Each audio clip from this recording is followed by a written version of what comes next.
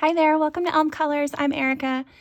On today's video, we are starting a series of videos that I am calling the How I Color Alphabet series. I do have a few other videos on my channel that I have titled How I Color. I think I've done one on a couple different mediums. I've done one on snow and ice and water, and I did one on crystals. Those videos got me thinking, and I've had several requests for different items to show how I color them. And so I thought I would just start this series. And I decided to use the alphabet format just to give me enough options of different things to show you guys. So today is A, and as we all know from every primer in elementary school, A is for apple. So I am going to go over a couple of different ways that I would tackle apples. And I'm going to show you one example of apples that I have. I haven't colored a ton of apples, actually. The really good one that I could find is actually on a page that's still a whip. It's almost done, but it's still a whip. But yeah, so I'm going to show you that one, and then we'll get into, there's a nice page in Twilight Garden that has a good couple of apples that I can color. I do want to preface this by saying that I am not a professional artist. This is not necessarily a full-blown tutorial, like do this step, do this step, do this step. These are the exact colors you need, all of that stuff. This is more of a how I would approach this item kind of video, if that makes sense. That's why I label all of these videos kind of tutorial-ish. They're almost tutorials, but I don't feel quite qualified enough to actually call it a tutorial, so they are tutorial-ish. Yeah, so I just wanted to put that out there, just so you know that this is basically just kind of a how I would do it, and if that helps you out in any way, then that's great, and I'm so happy that I could be helpful. Okay, so let me show you the one I had colored. So actually, I'll just show you the front cover here. This is a Nice Little Town 4 by Tanya. I think it's either Tanya or Tatiana. I think she goes by both. Bogema Stilova. I love these books. They're adorable. These are really good books to practice different techniques and different items that you want to color. And this one had a great big apple on the front. And I really loved this image in the book as well. And when I got to the apple, I was kind of stumped. Like, I knew that I could probably go and look online for a reference photo, or find a tutorial online somewhere. And I think I did a couple of those things. And then I just happened to glance at the front cover, and I was like, oh, well, maybe I could just kind of copy what she's done here and see if I can do my own apple. And that's basically what I did. And that is how it turned out. And I think it looks pretty cool. The nice thing about these books is there is a little bit of grayscale. I don't know if you can see that on these leaves here. There's a little bit of grayscale on some of the images, and this apple did have some grayscale down at the bottom, so I knew that my darker colors definitely needed to be down at the bottom. But the thing about apples is, it sounds so simple. Yes, normally you could just color them red, which is totally fine. But when you have a bigger apple like this, it's always a fun idea to add in different colors. It just gives it some interest and makes it look a little bit more realistic. I am not one that's like super realism ever on my channel, which if you've seen any of my coloring, you totally know. It's just fun sometimes to add that little bit of extra detail, just to, take your time with one image on the page to, I don't know, to make it look pretty cool. So yeah, so that's my apple sample.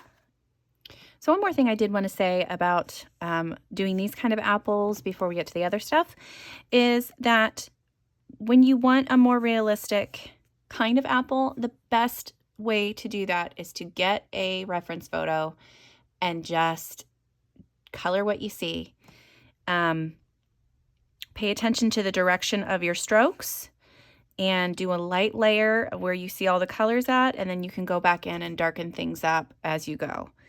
But that would be my top advice if anybody were to ask how to get an apple like that. So, okay, let's get coloring some apples. The apples that I have to color are in Twilight Garden, and let me find my page. I've got it marked right here. Let's ignore this side. This was a tester page for some other pencils. Oh, and if you like my lovely little bookmark, you should check out Coloring Kids Etsy shop. She is open through, I think, the beginning of September, and she's got these lovely little bookmarks that she hand makes on her Etsy shop, and they're adorable. And they stay on really well, and they're awesome. So yeah, check her out. I'll put a link to her Etsy shop in the description below. Anyway, so here's my apples. And since there are 3 of them, I thought I would go over like a 3 different color apple kind of thing. These are not, since they're smaller, you do not have to go into as much detail as I did on the larger apple image. And I decided that I was going to do 3 different color apples here. So I'm going to do a red apple, a yellow apple, and a green apple. And we'll just kind of go over my game plan sort of for each apple, and I'll talk you a little bit through it. So I'm going to start with a 3 colors. So I've got a dark red, medium tone red, like a more truer red, and a pink. And this is, you know, your dark, medium, and light tones. And those are always a good idea to start with 3 colors like this so that you have your shadow, your midtones, and your highlight colors. The other thing that I do, especially with apples, is I try to imagine where the light source would be coming from. So I'm going to say that the light source is coming like this, because you can see down at the bottom, she's got some lines down here. So that to me indicates that those should be in shadow.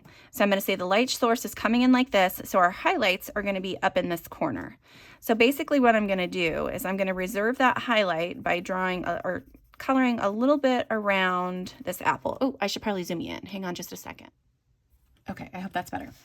So you can see here that I've just left this center part open, and I'm going to color outward from that. And I'm not pushing hard, I'm using light pressure. And then I'm just going to reserve that on that apple. And then I'm going to come in with my darker color and color in some of these shadow areas.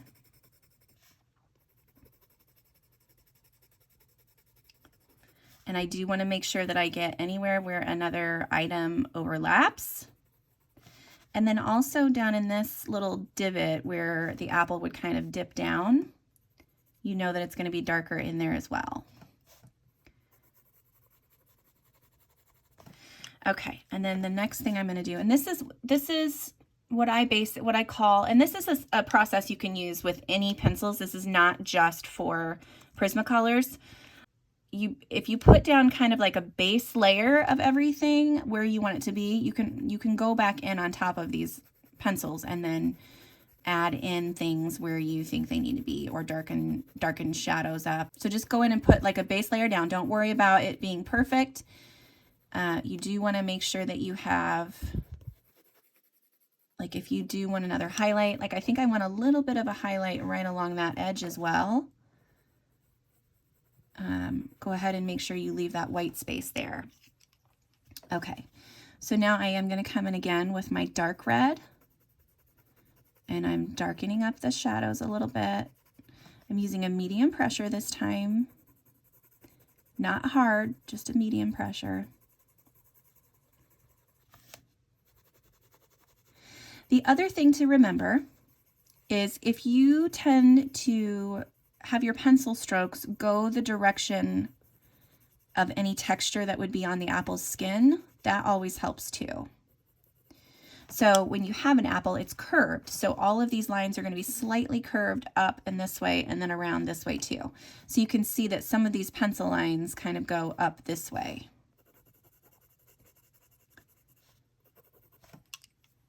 Okay, and then I'm going to do the darker red, or the mid-tone red. I might even come in with a little bit of a darker red too, because that dark red that I picked is not quite dark enough.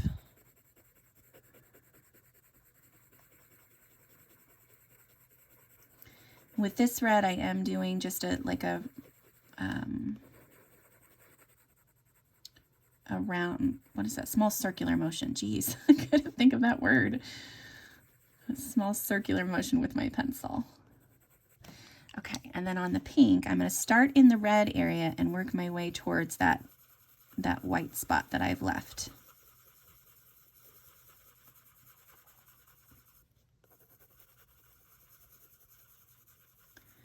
And I do want to leave a little bit of the white there showing. I'm going to add this pink along this highlight over here too. Okay, I do want to get a darker color, so let me see what I've got here. Let's see. So there's a couple different ways we can go. We can go towards more of a purpley color with the pomegranate there, or we could use either of these colors with like the raspberry or the Tuscan red. I think I want to use the Tuscan red though. So, all right, I've got my Tuscan red here, and this is just going to go just in the darkest spots. So this is an example of where I had selected 3 colors, and then now I'm adding to that because it wasn't quite dark enough.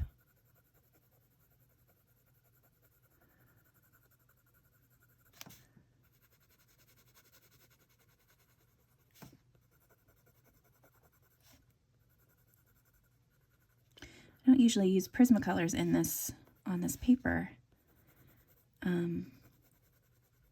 It's working, it's just not working as well as I would like it to. All right, so we've got the Tuscan red added in there. I'm going to come over again with that mid-tone red color. And now basically all I'm doing is I'm trying to get enough color on the page that the white space, those white dots in between my pencil strokes are starting to disappear a little bit more.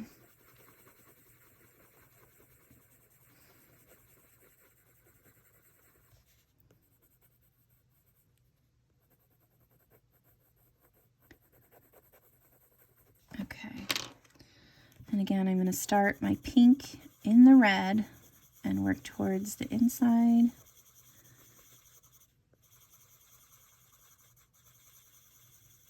And when I get to that white area, I'm going to lighten up my pressure quite a bit. Oh, that's what that line was. Darn it. I had a Post-it note on the back side of this, and it created a line. Let me see if I can erase a little bit of that. Come on, eraser. Let's see how that goes. Well, that's much better. Okay, and I'm also going to make sure that I have a backer page. Normally, I do have that backer page in there. I just forgot about it this time.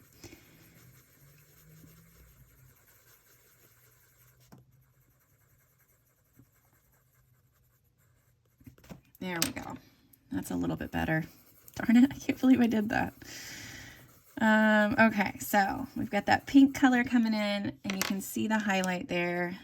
I'm going to add a little bit more. Yeah, this is not wanting to get rid of all of the white. Okay, so now there's 2 things that you can do in this highlight area. You could use white. White is always a good option, and that's probably what I'll end up using, like on the green, possibly. Or you could use this cream. The Prismacolor white and the Prismacolor cream are both 2 of my favorite blending pencils. As you can tell, I've used this for quite a while. I'm going to use it a little bit more today, and I am going to start out in the red area and move towards that highlight area that I reserved. And what this does is this just kind of blends everything together. So I think I'm just going to go really quickly over my whole apple with this cream and see if I can blend out my colors a little bit more.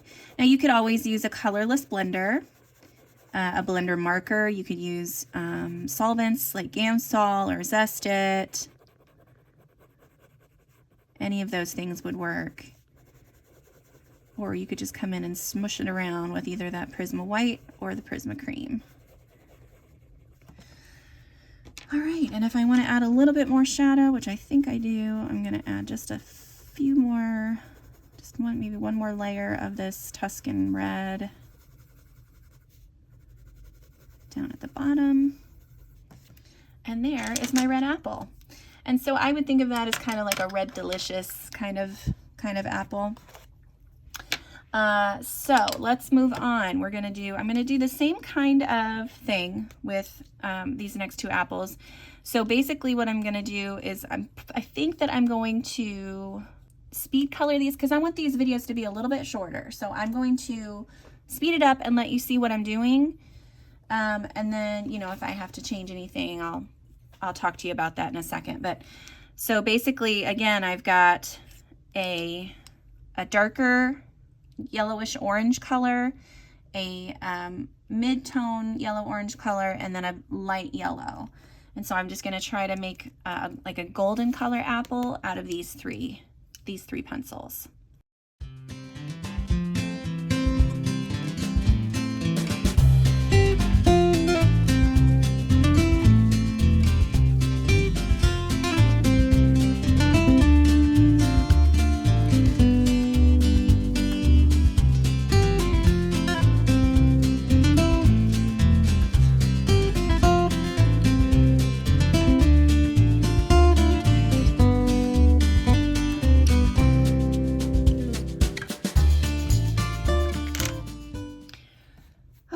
So there's our yellow one, and you can see that this is maybe a little bit kind of orangey on the ends, but you know, I didn't use too much of that darkest color. These golden apples, they're pretty like a yellowy, they're kind of a yellowy orange anyway. So that's always a good, you probably could get that color scheme with just two colors even. I was thinking that maybe I could even add in some peach. So I've got my light peach here. I want to see if that changes the tone of this at all. It does slightly. And then you saw at the end there, I went over the whole apple with my white, and that kind of tones down the, what is that? It kind of tones down the color, the brightness of the orange that was in there. Okay, I like that. That looks good. I am going to use some of this cream. Oh, I don't want to use that cream because I have red all over it. That's one thing that you do have to remember when you are blending things out. If you're using your Prismacolors to blend, well, in any blender pencil really, you want to make sure that you have the tip cleared of any other color that it might have picked up when you were blending. All right, so there's our golden apple. And now I'm gonna do my Granny Smith. And to do that, I have a Prussian green, I have apple green, and I have chartreuse. Oh, and I will list all of the colors that I've used for these apples also below in the description, so that you guys can look at those if I have forgotten to mention any of these. But like I said, you do not have to use Prismacolors. You can use any, you should be able to use any pencils to do this and kind of achieve the same look. Even if you use the Prismacolor white and cream on top, it should still be a similar kind of vibe. So again, with the Granny Smith apples, you want to make sure that you don't get too much dark green. So I think I'm going to start with my light green and kind of work a little bit backwards on this one. But I will speed that up and let you guys see.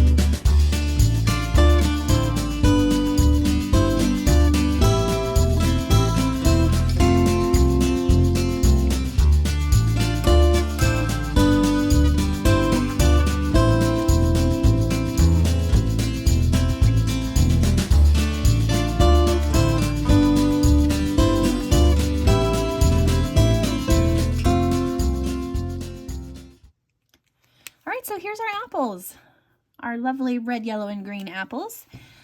One last thing that I like to do sometimes is I like to add a little bit more of a highlight. So around where that highlight is, I also like to take a white gel pen. It's going to be a pain in the butt probably. And just draw a little line like that. Sometimes I'll do an extra little line too. Just kind of depends on how much you can actually see. Like you can really see it on the white, or on the red, but you can't really see it on the yellow.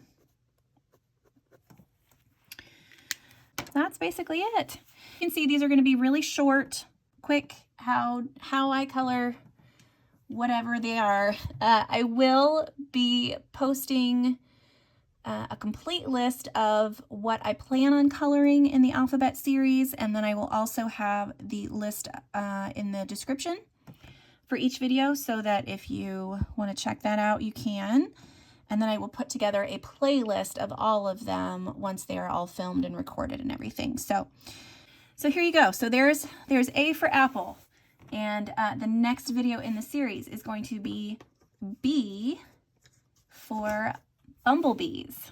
So yeah, so that is it. Thank you guys so much for watching today. I hope you found this useful and I hope you enjoyed it. Until next time, I'll see you later. Bye.